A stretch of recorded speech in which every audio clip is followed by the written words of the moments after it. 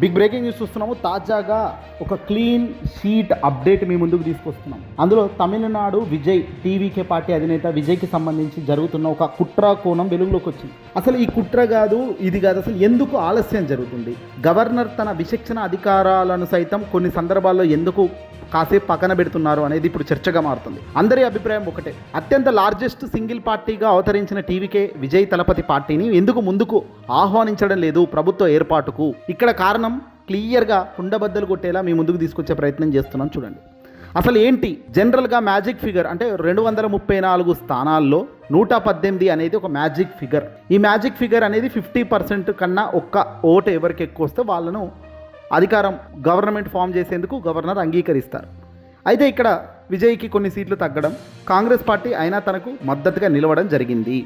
అంటే ఇప్పుడు దాదాపు ఒక 6 సీట్లకు అంటే 118లోకి ఒక 6 సీట్లు మాత్రమే తక్కువగా ఉన్నాయి ఈ టీవీకే అధినేత పార్టీ విజయ్ పార్టీకి.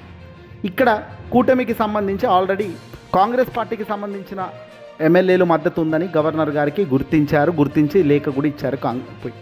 అయినా కూడా ఆయన మద్దతు ఇస్తున్నప్పటికీ కూడా ఆ సంఖ్య పరిగణనలోకి తీసుకొని ప్రభుత్వం ఏర్పాటు చేయడానికి అవకాశం ఇవ్వాలి జనరల్గా. కానీ ఆయన ఫ్లోర్ టెస్ట్కు అవకాశమే ఇవ్వడం లేదు. రాజ్యాంగంలో అసలు ఎవరు ముఖ్యమంత్రి కావాలనేది నిర్ణయించేది రాజ్భవన్లో కాదు, అసెంబ్లీ ఫ్లోర్ ఆఫ్ ద హౌస్లో తేలాలి. గవర్నర్ ముందే 118 సీట్లు సంతకాలు అడగడం అనేది విజయ్ని ఇబ్బంది పెట్టడం తప్ప మరొకటి కాదు అనేది ఫస్ట్ థింగ్. క్లియర్గా గవర్నర్ గారిని పైనున్న నిపుణులు, పైనున్న రాజకీయ నాయకులు ఎవరో పెద్ద స్థాయిలోనే ఆయన్ను ఆపుతున్నారు. దాని వెనకాల ఏదో చక్రం తిరుగుతుంది కాబట్టి ఈయనను సైలెంట్ మోడ్లో ఆపుతూ దీన్ని సాగిస్తున్నారు. ఇక గవర్నర్ మొండిగా ఉంటే విజయ్ కూడా ఆయన టీంతో ఆయన సంచలన దూకుడుగా వెళ్లేందుకు ఆయన కూడా నిర్ణయం తీసుకుంటున్నారు. ఇప్పటికే ఉన్న మద్దతుదారులు వివరాలతో పాటు అదనంగా స్వతంత్రులు లేదా ఇతర పార్టీల సానుకూలతను వివరిస్తూ వినతి పత్రం ఇవ్వడం ఆయన చేయొచ్చు.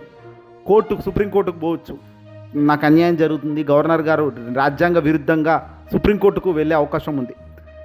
ప్రజల తీర్పు తమకు అనుకూలంగా ఉన్నప్పటికీ ప్రభుత్వ ఏర్పాటు చేయనివ్వకుండా అడ్డుకోవడం ప్రజాస్వామ్య విరుద్ధమని ప్రజల్లోకి వెళ్ళడం, ఇలా ఏదైనా చేయొచ్చు విజయ్కి ఉన్న ఆప్షన్స్. ఇక తాజాగా అసలు అసెంబ్లీలో బల నిరూపణ ఫ్లోర్ టెస్ట్ అనేది ఏమిటి ఇప్పుడు చూద్దాం. ముందుగా ఇది చూస్తే మీకు అసలు గేమ్ ఎక్కడ ఎవరి దగ్గర ఉందో తెలిసిపోతుంది. ఫ్లోర్ టెస్ట్ అనేది ప్రజాస్వామ్యంలో అత్యంత కీలకమైన ఒక పెద్ద ఘట్టం. రాజ్భవన్లో సంతకాల కంటే అసెంబ్లీ ఎమ్మెల్యేలు ఓటు వేయడమే అసలైన అధికారికంగా పరిగణించబడే ఒక పెద్ద ప్రక్రియ. కొత్త ప్రభుత్వం ఏర్పడే సమయంలో బల నిరూపణ జరగాల్సిన టైం వచ్చినప్పుడు గవర్నర్ సభలోని అత్యంత సీనియర్ సభ్యుడిని ఒకరికి స్పీకర్గా గవర్నర్ ఆయన్ను నియమిస్తాడు. స్పీకర్గా ఎవరైతే సభ్యులు సీనియర్ మోస్ట్ ఉన్నారో తాత్కాలిక స్పీకర్గా ఆయన్ను నియమిస్తారు. ఆయన ఆధ్వర్యంలో కొత్త ఎమ్మెల్యేలు అందరూ కూడా మొదట ప్రమాణ స్వీకారం చేస్తారు. అలాగే బల నిరూపణ జరుగుతుంది. కాన్ఫిడెన్స్ మోషన్ అంటారు దాన్ని. ఇక బల నిరూపణ ఎలా చేస్తారు అంటే వాయిస్ ఓటు రూపంలో చేస్తారు. అంటే స్పీకర్ తీర్మానానికి మద్దతు ఇచ్చేవారు అవును అనండి గట్టిగా అడుగుతారు. ఎమ్మెల్యేల శబ్దాన్ని బట్టి నిర్ణయం తీసుకుంటారు. కానీ వివాదాస్పద పరిస్థితుల్లో దీన్ని అంగీకరించరు. ఇక డివిజన్ ఓట్, ఇది అత్యంత పారదర్శకమైంది. అంటే తీర్మానానికి ముందు మద్దతు ఇచ్చే వారిని ఒకవైపు, వ్యతిరేకించే వారిని మరోవైపు లేచి నిలబడమని చెప్పి లెక్కగడతారు. ఎమ్మెల్యేలు ఒక్కొక్కరిగా వచ్చి రిజిస్టర్లో సంతకాలు చేస్తూ తమ ఓటు నమోదు చేస్తారు. అసెంబ్లీలో సౌకర్యం ఉంటే ఎమ్మెల్యేలు తమ సీట్లలో ఉన్న బటన్లను నొక్కడం ద్వారా అవును అని లేదా కాదు అనేది బటన్లు ఉంటాయి, ఆ బటన్లు నొక్కడం ద్వారా ఓట్లు వేస్తారు. దీన్ని వెంటనే అక్కడికక్కడే స్క్రీన్ షాట్ వచ్చేస్తుంది, డేటా విడుదల అవుతూనే ఉంది ఆన్ స్పాట్లో. లేదు అంటే ఉదాహరణకు తమిళనాడులో 234 సీట్లలో అందరూ హాజరైతే 118 మంది కావాలి.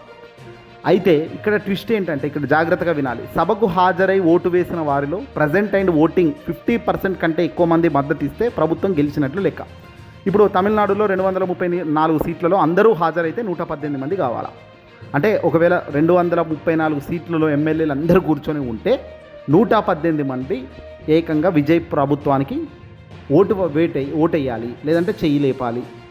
ఇక్కడ ఒకవేళ కొంతమంది ఎమ్మెల్యేలు సభకు రాకపోవచ్చు, ఓటింగ్కు దూరంగా ఉండొచ్చు. అప్పుడు ఎలా అంటే ఫర్ ఎగ్జాంపుల్ సభలో 234 మంది లేరు, కేవలం 200 మందే ఉన్నారు అనుకుంటే ఆ సంఖ్యను బట్టి మెజారిటీ మార్క్ తగ్గుతుంది.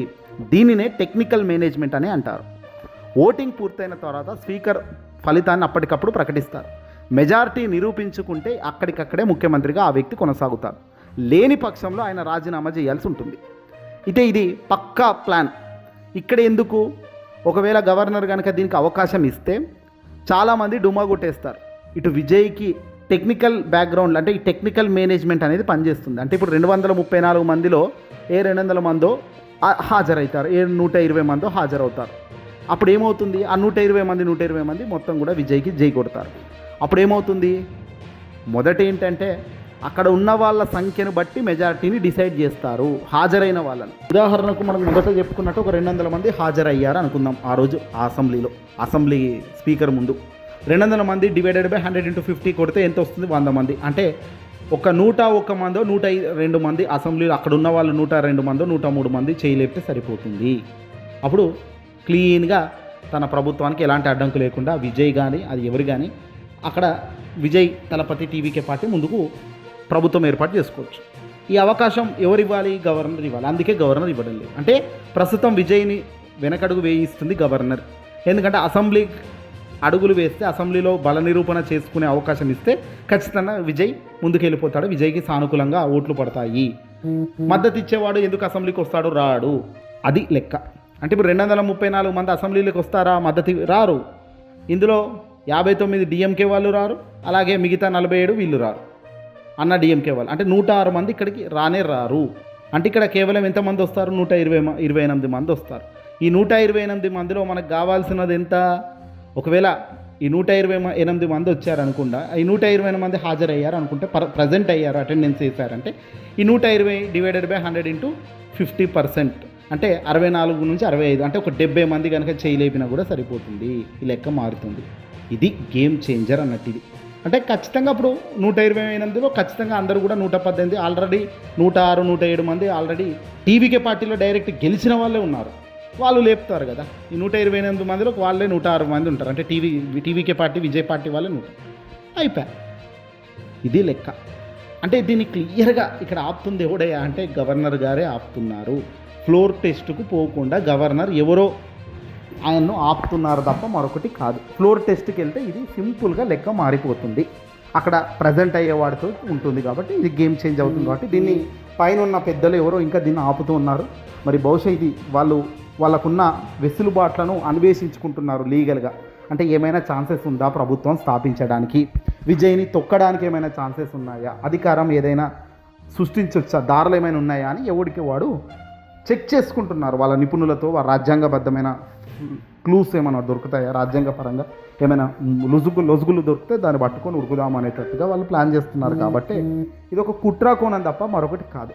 పైగా ఇప్పుడున్న ఈ తమిళనాడులో ఉన్న ఈ గవర్నర్ గారు పుట్టింది పెరిగింది తన ప్రాంతీయ పార్టీ మొత్తం కూడా బీజేపీ కనుసన్నల్లోనే అన్నది క్లియర్గా తెలుసు.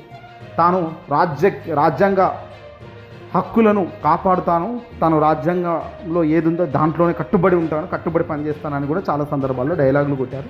సరే, ఏదేమైనప్పటికీ కూడా తన విచక్షణ అధికారం అంటే ఒక పార్టీ అంత స్థాయిలో గెలిచి సింగిల్ లార్జెస్ట్ పార్టీగా ఉన్నప్పటికీ ఇక్కడ ఇంతదా ఆపుతున్నారు, ఇంతగా జరుగుతుందంటే దీంతకు మించి ఏమీ లేదు. గవర్నర్ గారు ఏం చేయాలా, ఫ్లోర్ టెస్ట్కు నేను నిరూపించుకుంటానని విజయ్ చెప్తున్నారు. ఫ్లోర్ టెస్ట్కు పోవాల్సింది ఫ్లోర్ టెస్ట్, కానీ గవర్నర్ ఏమంటున్నారు, రాజ్భవన్లోనే నాకు సంతకాలు చూపించు 118 మంది అంటున్నాడు. అంటే ఈ గవర్నర్కు ఆల్రెడీ డైరెక్షన్స్ ఉన్నాయి, అతను చూపించలేడు, 118 మందిని చూపించలేడు. కాబట్టి ఖచ్చితంగా ఇతను ఇక్కడ ఆపుతున్నాడు. ఈ ఆపడంలో ఈ టైం వేస్ట్ ప్రాసెస్లో భాగంగా ఇతర పార్టీ వాళ్ళు అప్రమత్తమై పరిగెడుతున్నారు, అంతకు మించి ఏమీ లేదు. సో చూద్దాం, ఏదేమైనప్పటికీ గెలిచేది విజయ్, అది తథ్యం. మీరు చూడండి ఖచ్చితంగా.